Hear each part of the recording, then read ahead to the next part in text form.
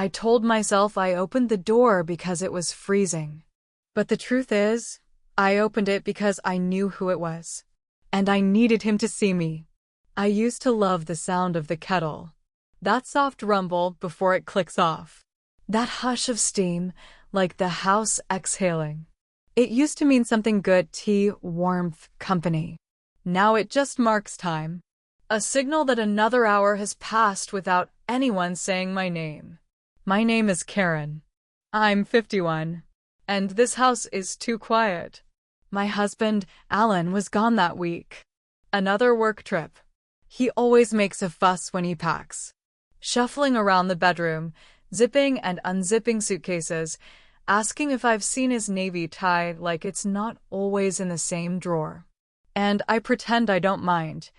I even smile when he leans over to kiss my forehead, tells me not to forget to water the plants.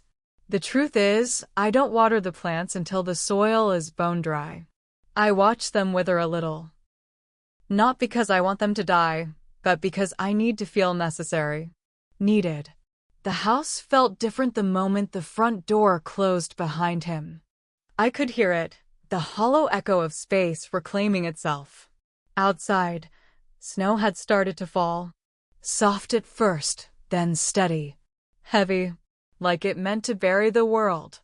I watched it from the kitchen window as I stood barefoot, holding a mug of tea I wasn't drinking. The heater was already humming. I turned it up before dinner, but I couldn't get warm. Not really. I put on socks, then thicker socks, a sweater, wrapped myself in that old blanket with the frayed edges, the one Alan always complains about. Said it smells like attic. I didn't care. It was mine. But even under layers, the cold curled inside me like a second skin. By the second day, I'd stopped pretending to care what time it was. I ate when I remembered. Slept in patches. Read the same page of a novel 3 times before giving up. I told myself it was fine. That the silence was peace. But it wasn't. It was absence. The first 3 days passed like fog. I didn't leave the house. The snow didn't stop, and honestly, I was glad. The roads were a mess, the news said. Schools closed. Accidents everywhere. I curled up on the couch with my tea, the television on low, not watching. Just something to fill the air. I should have called someone. My sister. A neighbor. Even Alan. But I didn't. Because the truth is, I was savoring the stillness. Not enjoying it, just sinking into it. Like a bath that's cooled too much, but you stay in it anyway, because getting out would mean facing the cold air. I don't know why I was thinking about Caleb that day. I hadn't seen him in over a year, maybe longer. He'd always been polite. Quiet. Never pushed. When he visited for the holidays, he helped clear the plates and offered to shovel the walk without being asked. He had his mother's eyes. Blue, but dimmer somehow. Like something had always been too heavy for him. I remember once, he must have been 16, we were in the kitchen alone. I was peeling carrots. He was eating a cookie straight from the jar, crumbs all over the counter. I asked about school, and he just looked at me and said, "You don't really want to know." I didn't know how to respond. Now I wonder if that was the first time I saw it, the sadness behind his careful manners. That night, the memory came back while I was staring at the ceiling, counting the cracks in the plaster. I hadn't realized I'd fallen asleep on the couch. The blanket had slipped off my shoulders. The heater buzzed from the vent. It was just past midnight. And then the knock. 3 knocks. Soft, deliberate. Not rushed. Not afraid. I didn't move at first. Just listened. Thought maybe I'd imagined it. Then came the second set, the same rhythm. I stood slowly, the blanket falling to the floor. My legs felt stiff. I padded to the window by the door, heart thudding for no reason I could name. And there he was, Caleb, standing on the porch in a black coat, dusted with snow. a backpack slung over one shoulder. His face red from the wind, hair wet. He didn't wave, didn't smile, just waited. I should have told him to go. I should have opened the door a crack and said, "There's a hotel 10 minutes away. You'll be warmer there." I should have thought about what it meant. But instead, I opened the door, and the snow swirled in behind him like it had been waiting too. "Hi," he said. His voice was deeper than I remembered. Not a boy's voice anymore. Something quiet and steady. "Roads are bad," he said. "Didn't think I'd make it." I nodded too fast. "Come in." He stepped over the threshold. The door clicked shut behind him. And just like that, he was inside. He didn't ask for anything. Just stood in the entryway, brushing snow from his sleeves. I offered him tea. He nodded, took off his coat, his boots. He looked different. Not just older. Settled. Or maybe I was the one who had shifted. Maybe he was exactly the same, and I was seeing him clearly for the first time. We sat at the kitchen table. He took the same chair he always used as a teenager. Only now his shoulders filled it. I placed the mug in front of him. Chamomile. He didn't touch it. His fingers were red from the cold, resting on the wood. "You're shaking," he said. I looked down. My hand was wrapped around my mug, knuckles tight. "It's just the weather," I murmured. He didn't answer. Just reached across the table and placed his hand on mine. Not tight. Not forceful. Just there. His skin was cold at first. Then warm. My breath caught. Like it had hit something sharp inside me. I didn't move. We didn't speak much after that. I told him the guest room was made up. He nodded. Said he'd only stay the night. The snow kept falling. I told him good night, but I didn't sleep. I lay in bed, listening to the wind against the windows. Watching the snow pile up on the porch through the crack in the curtain. And I thought about his hand. Not what it meant. Just the way it felt. When morning came, the house was white and silent.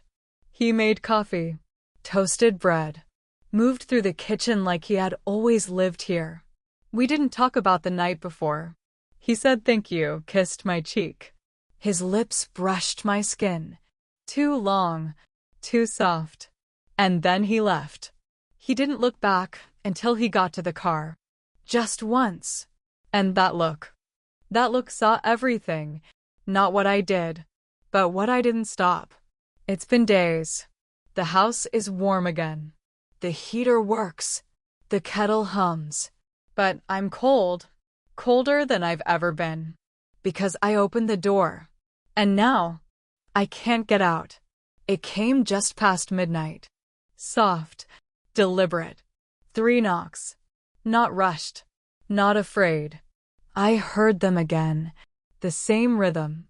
3 slow, even knocks. A pause. Then silence. But this time I wasn't dreaming. This time I was awake. It was a Tuesday night, I think. The snow hadn't stopped all week. Thick against the windows, whispering at the edges of the house like it wanted to come inside. The heater hummed its low, steady note, and my fingers curled tighter around the throw blanket I'd wrapped around myself, though the warmth wasn't helping. I'd made tea I didn't drink. Lit a candle I didn't need. I'd spent the whole day pretending not to wait. But I was. I told myself it was nothing. That he wouldn't come again. That the first night had been an exception. A moment made of storm and circumstance. But I hadn't stopped thinking about his hand on mine. Not the touch itself. The way it stayed. Not possessive. Not insistent. Just present. That presence had followed me into my sleep. Into the kitchen the next morning. Into the rhythm of my footsteps on the stairs. When I pulled my sweater over my head that day, I caught my reflection in the mirror. Something in my face was different. Not younger. Not prettier. But seen. as if the skin remembered the shape of his gaze. The second knock came on a Wednesday. Same hour, same storm. I waited longer this time. Stood behind the curtain, watching the shape on the porch. He didn't move, didn't text, didn't call. Just waited, like he knew I would open the door. Like he was giving me time to make the decision for myself. And I did. I opened it slower.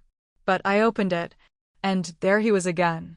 Snow clinging to the cuffs of his jeans. The wind tugging at his coat.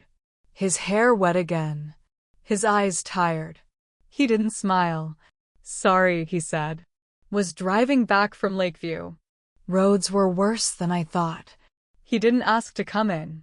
He just stood there. And I stepped aside. The cold followed him in again. But not the same way.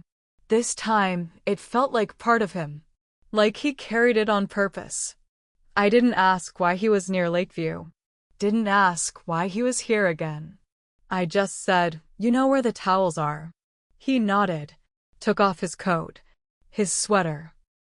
His shirt stuck to his chest in places, damp with melted snow. I turned away, not out of modesty, out of fear that if I didn't, I'd look too long. He sat at the kitchen table again. Same chair. I handed him a cup of tea. Different this time, peppermint. He held it. Didn't drink. Watched me instead. Not in a way that asked anything. In a way that made me feel like I'd already answered.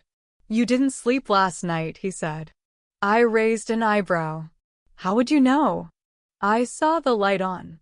Around 3. You drove by." "No," he said. Then, softer, "I didn't leave right away." The tea grew cold between us. He leaned back in the chair, folded his hands behind his head. His t-shirt rode up slightly at the waist. I looked away again. "You always this jumpy?" he asked. I forced a laugh. "Only when strange men show up on my porch at midnight." He smiled then. Just a little, but it wasn't a boy's smile. It was older, tired, and something else. Something that made me remember how long it had been since someone had looked at me after I spoke, not before they answered.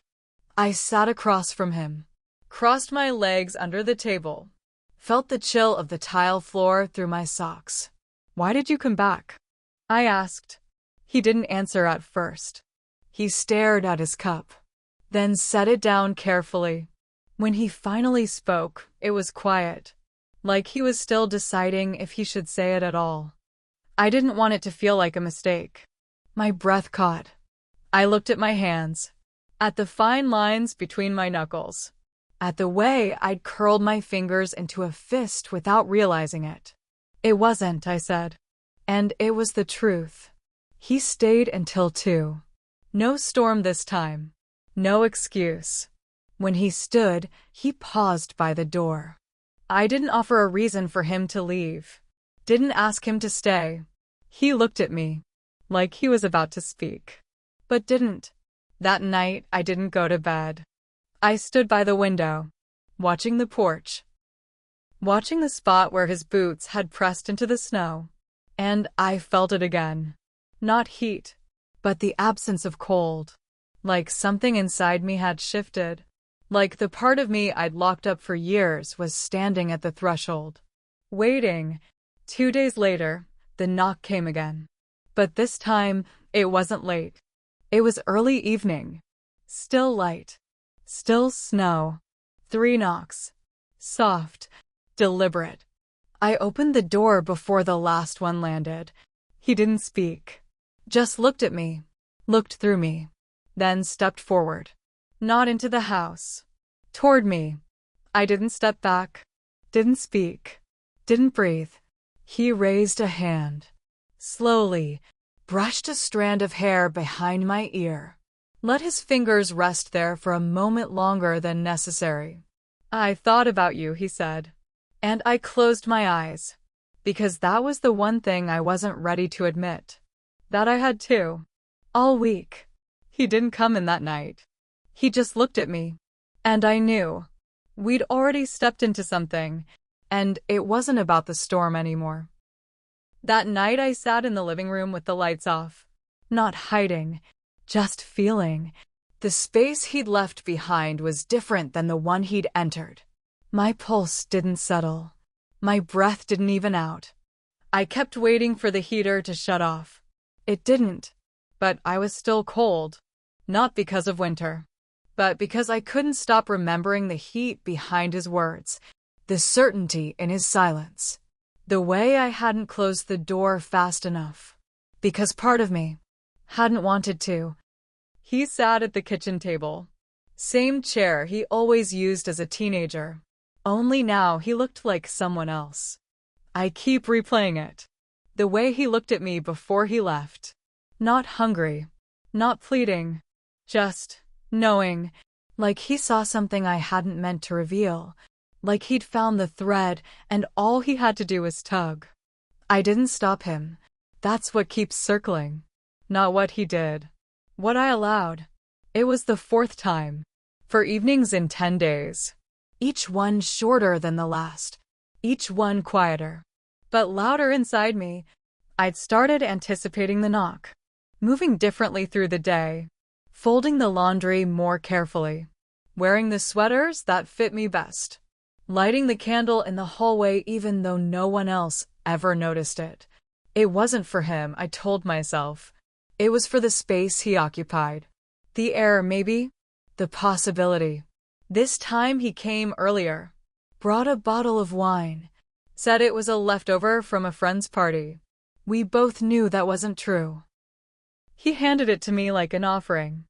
I took it like a confession. We sat at the table. Same chairs. But it didn't feel like a repetition. It felt like something tipping. He watched me open the bottle. Watched the way I turned the corkscrew. I could feel the heat rising in my neck.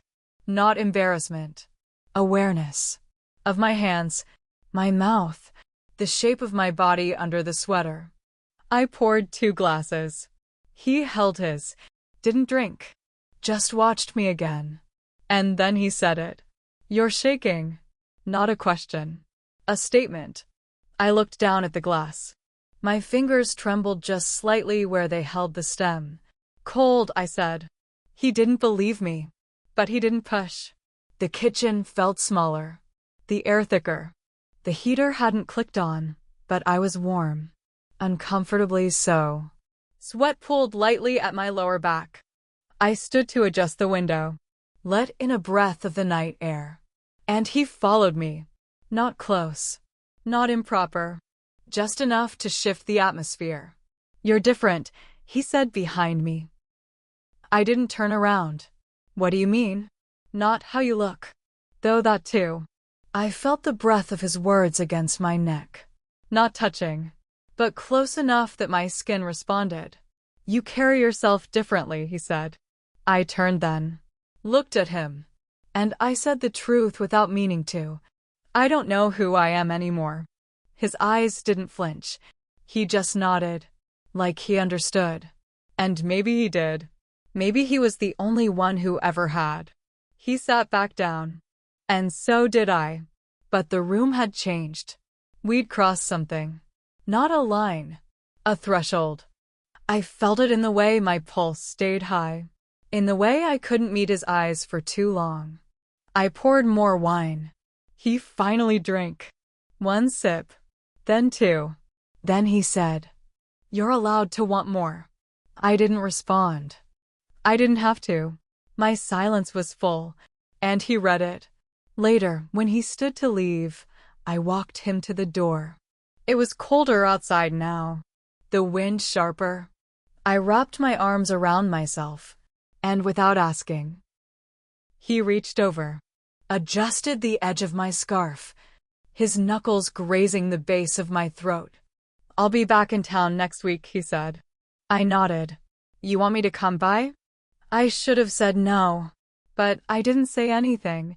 He stepped closer. Not into me, but toward. And that was somehow worse. His hand hovered by my hip, like it might land. But didn't. "You don't have to be afraid of this," he said. My voice was a whisper. I'm not afraid of this. He raised an eyebrow. No. I looked at him. I'm afraid of what it says about me. He didn't respond. Didn't need to. He stepped back. Into the cold. Onto the porch. And left. That night I stood in front of the mirror. I looked at myself for a long time. Hair loose. Sweater wrinkled. Neck flushed. I tilted my head. Tried to see what he saw. And for a second, I almost recognized her. The woman in the glass. Not the wife. Not the caretaker. Not the silent partner in a polite arrangement. But her. The one I hadn't let out in years. And she was breathing. Shaking. Alive. I didn't sleep. I lay in bed, eyes open, staring at the ceiling. Alan had texted earlier. Said the meetings were going long. That he'd try to call in the morning.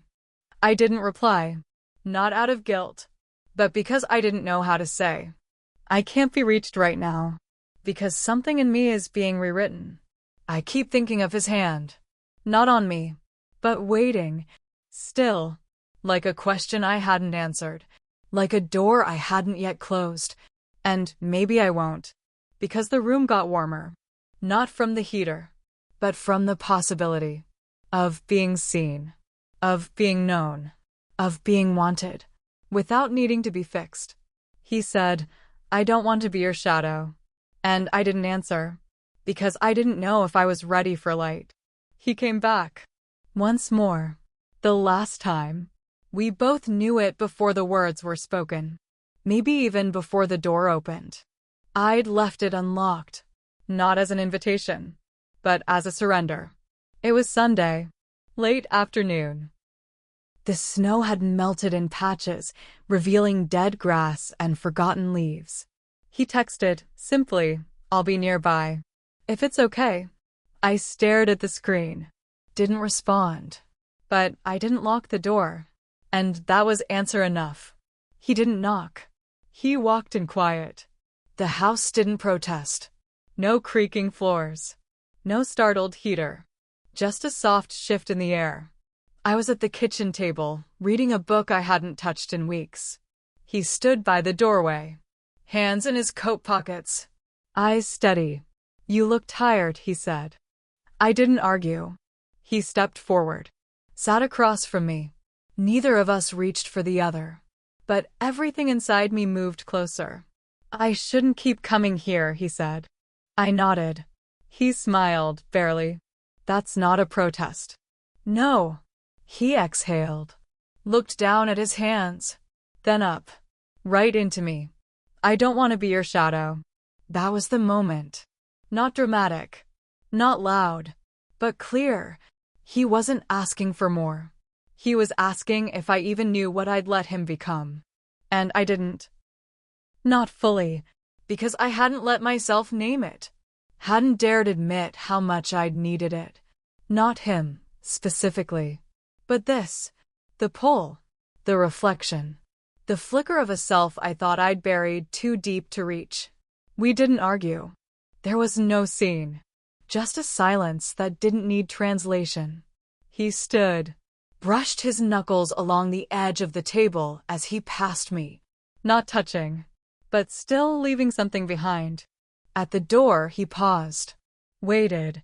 And this time, I looked at him. Really looked. Thank you, I said. For what? I didn't explain. And he didn't ask. When the door closed, it didn't feel like a loss.